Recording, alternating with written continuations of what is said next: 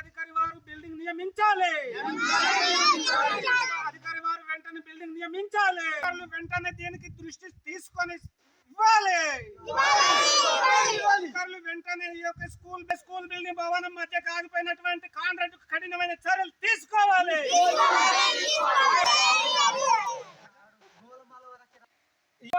డబ్బులు తినసినటువంటి కాంట్రాక్ట్ పై కఠినమైన చర్యలు తీసుకోవాలి. ఈ యొక్క భవనాన్ని డబ్బులు తినసినటువంటి. నా పేరు కొట్టంగి వైష్ణవి.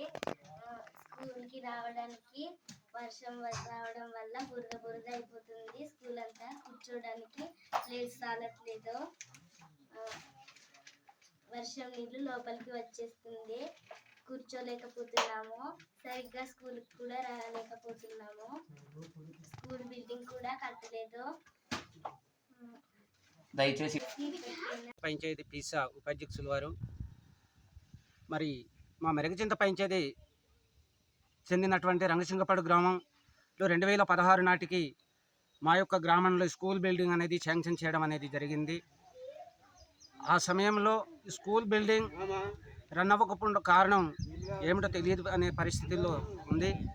పై అధికారుల దృష్టికి వెళ్ళి, సార్ మా స్కూల్ పరిస్థితి ఇలా ఆగిపోయింది, అసలు కారణం ఏమిటని అడిగితే, మీ స్కూల్ ఎప్పుడో కంప్లైంట్ అయిపోయినట్టు చూపెడుతుంది తప్పితే మీకు స్కూల్ బిల్డింగ్ కొత్తగా శాంక్షన్ చేయడం కూడా అవ్వదని చెప్పేసి అధికారులు కూడా మమ్మల్ని తెలియపరచడం అనేది జరిగింది.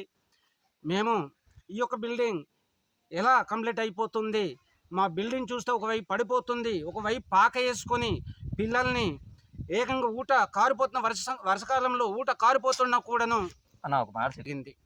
దానికి మేము చాలా సంతోషపడ్డాం. అదే బిల్డింగ్ మాకు ఇమిరి పూర్తి చేస్తున్నారు కాబట్టి అధికారులకు మా తరపున కూడా కృతజ్ఞతలు చెప్పడానికి కూడా సిద్ధపడి ఉండేవారు. అదే పరిస్థితుల్లో బిల్డింగ్ ఆగిపోవడం ఎందుకని అధికారుల దృష్టికి మళ్ళీ మేము వెళ్ళి, సార్ మా బిల్డింగ్ ఇలా ఆగిపోయింది ఏంటి సార్ అని అడిగితే, మీ బిల్డింగ్ ఆగిపోవడం ఏంటి, ఇప్పటికే మీ బిల్డింగ్ కంప్లైంట్ అయిపోయి మీ యొక్క బిల్స్ కూడా మొత్తం కంప్లీట్ అయిపోయినట్టు ఉంది కదా, మళ్ళీ ఎలా అక్కడ కొత్త బిల్డింగ్ అనేది శాంక్షన్ చేయడం అని అవ్వదని చెప్పేసి కూడా అధికారులు తెలియపరచడం అనేది జరిగింది. కాబట్టి దీన్ని ఆ ఎంలో ఉన్నటువంటి ఇక్కడ ఉపాధ్యాయుల వారికి కానీ, ఈ పంచాయతీలో పనిచేసేటటువంటి సర్పంచులు కానీ లేదా నంబర్లు కానీ ప్రతి ఒక్కరిని వారి మీద అధికారులు కాంట్రాక్ట్ ఎవరో కూడా తెలుసుకొని ఈ యొక్క బిల్డింగ్ని అదే బిల్డింగ్ని మళ్ళీ కొనసాగించాలా లేదంటే మళ్ళీ కొత్త బిల్డింగ్ ఏర్పాట్లు చేసి వెంటనే నిర్మిస్తారా అనేది అధికారులకి మేము ఖచ్చితంగా ప్రశ్నిస్తున్నాం. అటువంటి బిల్డింగ్ మాకు నిర్మించని పరిస్థితుల్లో ఈరోజు మా రంగసింగపాడు గ్రామస్తుల తరపున పిల్లల్ని బోయకట్టు చేస్తూ, పిల్లల్ని కూడా వర్షాకాలం చాలా ఇబ్బందిగా ఉంది కాబట్టి పిల్లల్ని స్కూల్ పంపకుండాను బోయకట్టు చేస్తూ ఐటీడీకి వద్ద ఖచ్చితంగా గ్రామస్తులంతా కలిసి పిల్లల్ని తీసుకెళ్ళి నిరాహార దీక్ష చేసి కూడా మేము ఉద్యమాన్ని చేపట్టడానికి మేము సిద్ధపడతామని కూడా తెలియపరుస్తూ ఉన్నాం. కలిసి చిన్న పాక చేసుకుంటూ విద్య సాగించడానికి పిల్లల్ని ఇబ్బంది పడుతున్నారు. బిల్డింగ్ లేని పరిస్థితుల్లో పాక అయినా వేసుకొని పిల్లల్ని ఇక్కడ బోధించే కార్యక్రమం చేపట్టాలన్న ఉద్దేశంతో మేము చేసినటువంటి పాకను కూడా వర్షాకాలంలో పూర్తిగా ఊట వచ్చి పరిస్థితి కాబట్టి ఈరోజు పిల్లలు కూర్చోవడం కూడా చాలా దుర్మార్గమైనటువంటి పని. కాబట్టి దీన్ని తక్షణమే ఆ యొక్క బిల్డింగ్ పక్కన ఆగిపోయినటువంటి బిల్డింగ్ ఎవరైతే అప్పట్లో కాంట్రాక్టులు ఉన్నారో వారికి తక్షణమే కఠినమైన చర్యలు తీసుకోవాలి. మరి తీసుకోకపోయిన పరిస్థితుల్లో మేము గ్రామస్తులందరూ కలిసి కూడా ఉద్యమాలు చేపడతాము. ఈ బిల్డింగ్ అప్పుడు పడిపోయేటట్టు పరిస్థితి ఉంది. ఆ పాకను కూడా పిల్లలు ఎటువంటి పంపించి కూర్చోబెట్టడానికి కూడా ఉపాధ్యాయులు కూర్చోవడానికి కానీ పిల్లలు కూర్చోవడానికి కానీ చాలా భయంకరమైనటువంటి పరిస్థితి ఉంది. కాబట్టి దీన్ని అధికారులు వెంటనే స్పందించవలసిందిగా కోరుతున్నాం. మనకు ఇప్పుడు కొత్తగా ఏర్పడినటువంటి ఐటీడీఏ ప్రాజెక్ట్ అధికారి వారు కూడా దీన్ని కేవలంగా రంగసింగపాడు గ్రామంలో దృష్టి సారించాలని చెప్పేసి కోరడం జరుగుతూ ఉంది. మిత్రులారా, ఖచ్చితంగా ప్రాజెక్ట్ అధికారి వారికి కానీ జిల్లా కలెక్టర్ వారి దగ్గరికి కానీ అవసరమైతే వెళ్ళి పిల్లల్ని తీసుకెళ్ళి ముందు కూర్చొని పెట్టి మనం కూడా అవసరమైతే అక్కడ దీక్షలు చేసి కార్యక్రమం చేస్తూ మన బిల్డింగ్ ఖచ్చితంగా ఇవ్వని పరిస్థితుల్లో కఠినమైన చర్య పాత కాంట్రాక్టులు ఎవరైతే ఉన్నారో వాళ్ళకి శిక్ష పడేలా చేయాలని కూడా నేను డిమాండ్ చేస్తాను. నా పేరు సింహద్రి. నేను చిన్నప్పటి నుంచి పూరి గుడిసెలోనే చదువుకున్నానండి. మేము చిన్నప్పుడు ఫస్ట్ క్లాస్లో మేమే చదువుకున్నాము. అప్పుడే ఇక్కడ స్కూల్ అనేది శాంక్షన్ జరిగింది. అయినా అప్పట్లో బిల్డింగ్ లేదు. పూరి గుడిసె నిర్మించినప్పుడు అక్కడ చదువుకున్నప్పుడు బిల్డింగ్ వచ్చింది 2016లో. అయితే మేము ఉన్నప్పటి నుంచి బిల్డింగ్ నిర్మిస్తుండేరు. కాకపోతే ఇప్పటివరకు అది పూర్తి అవ్వలేదు. దాని కారణంగా మేము ఆల్రెడీగా మాది ఇప్పుడు 10th ఇంటర్ అయిపోయింది. అయినా ఇప్పటివరకు మాకు మా ఊర్లో ఇప్పటివరకు బిల్డింగ్ అనక ఇంకా పూర్తి అవ్వలేదు, సగంలో ఆగిపోయింది. ఇప్పుడు మా తమ్ముళ్ళు మా చిన్నారులు అంతా అక్కడే చదువుకుంటున్నారండి. వాళ్ళు నేల దగ్గరేమో ఊట తేలుతుంది, అక్కడ కూర్చోలేకపోతున్నారు. దానివలన వాళ్ళు ఎంతో ఇబ్బంది పడుతూ చదవాలా వద్దా, వర్షం వచ్చినప్పుడేమో వాళ్ళు అక్కడ రాలేకపోతున్నారు. సార్ కూడా ఇలా చెప్పాలి నేను అనేసి అడుగుతున్నారు తల్లిదండ్రుల్ని. గ్రామస్తులంతా ఆఫీసర్స్ వాళ్ళకి ఎంతోమంది కలిసి ఇలా అడిగితే ఇలా కంప్లీట్ అయిపోయిందనేసి ఇంకా ఇంకో బిల్డింగ్ శాంక్షన్ చేయడానికి అవ్వదు ఇదని చెప్పారని మా గ్రామ పెద్దలు కూడా మా పిల్లలతో ఇలా చెప్పారండి. వెంటనే స్పందించి మా గ్రామంలో కొత్త బిల్డింగ్ శాంక్షన్ చేయాలని నేను ఆశిస్తున్నాను.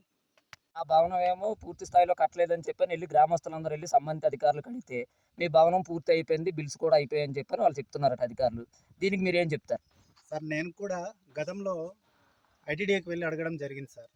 నేను కూడా వెళ్ళి అడిగినప్పుడు ఇదే గ్రామానికి ఈ రూట్న కలెక్టర్ గారు వచ్చారు. సుమిత్ కుమార్ కలెక్టర్ గారు ఉన్నప్పుడు కలెక్టర్ గారు వచ్చారు. ఆయనకి నేను ఇక్కడే ఉండి కలెక్టర్ గారిని ఇక్కడ తీసుకొచ్చి ఇదే బిల్డింగ్ని మొత్తం చూపించడం అనేది జరిగింది. మొత్తం ఆయన కూడా పరిశీలన చేసి నేను ఇక్కడ ఏం జరిగిందన్నది నేను మొత్తం అన్నీ కూడా తెలుసుకొని వెంటనే బిల్డింగ్ గ్రాంట్ చేస్తానని చెప్పడం కూడా జరిగింది. కానీ ఇప్పటి వరకు ఈ బిల్డింగ్ అలాగే ఉంది సార్. నేనైతే చాలాసార్లు ఐటీడీఏలో మన గ్రీవెన్స్లో కూడా వెళ్ళి చాలాసార్లు కూడా నేను అడగడం అనేది జరిగింది. అలాగే మన మండలంలో ఉన్నటువంటి విద్యాశాఖ అధికారులందరినీ కూడా అడగడం జరిగింది. ఇక్కడ ఉన్నటువంటి పరిస్థితులు అన్నీ కూడా వీడియో తీసుకెళ్ళి చూపించడం అనేది జరిగింది సార్. ఎప్పుడు వెళ్ళి అడిగినా దాని మీద నేను వచ్చి ఎంక్వైరీ చేసి ఏం జరిగిందన్నది తెలుసుకొని చర్యలు తీసుకుంటామని చెప్పడం అయితే చెప్తున్నారు. కానీ ఇప్పటి వరకు ఇక్కడికి వచ్చి ఎవరు విజిట్ చేసింది లేదు. కనీసం ఈ బిల్డింగ్ పరిస్థితి ఏటని చూసింది కూడా లేదు. ఇక్కడ ఉన్నటువంటి 14 మంది పిల్లలు ఉన్నారు. వాళ్ళు రోజు ఇప్పుడు కురుస్తున్నటువంటి వర్షాల్లో చూస్తుంటే చాలా బాధేస్తుంది సార్. కిందన మొత్తం అన్నీ కూడా వాటర్ వచ్చేస్తుంది. అలాంటి దాని మీద సాప వేసిన సాప మీద కూడా వాటర్ వచ్చేస్తుంది. అలాంటి దగ్గర కూర్చొని పిల్లలు చదువుకుంటున్నారు. అధికారులు కూడా దీనిపై దృష్టి సారించాలి. ఎందుకు తెలుసా, వాళ్ళ పిల్లలకి మంచి మంచి స్కూల్లో తీసుకెళ్ళి జాయిన్ చేసి చదివిస్తున్నారు. మా పిల్లలు గిరిజనుల పిల్లలంటే ఇంత చిన్న చూపు ఎందుకని అధికారులను అడుగుతున్నాం. ఎందుకండి ఇప్పటికే 14 మంది పిల్లలు ఉన్నారు, బిల్డింగ్ లేదు. ఎన్నిసార్లు వెళ్ళి అడిగినా బిల్డింగ్ వస్తుంది అని చెప్పడం, లేదంటే ఆ బిల్డింగ్ పూర్తి అయిపోయింది అప్పట్లో బిల్డింగ్ ఇచ్చామని చెప్పడం అనేది జరుగుతుంది సార్. అంటే ఇప్పుడు అలా కాదండి, ఒక సర్పంచ్కు తెలియకుండా ఇది బిల్స్ మారవు కదా? అవునండి. అంటే గతంలో ఉన్నటువంటి సర్పంచ్కి ఏం జరిగింది ఏంటన్నది తెలుస్తుంది సార్. మేము వచ్చిన తర్వాత కాంట్రాక్ట్ ఎవరని అడిగితే చెప్పలేదు, ఏం జరిగిందని అడిగితే ఎవరు కూడా మాకు ఎటువంటి సమాచారం ఇవ్వలేదు.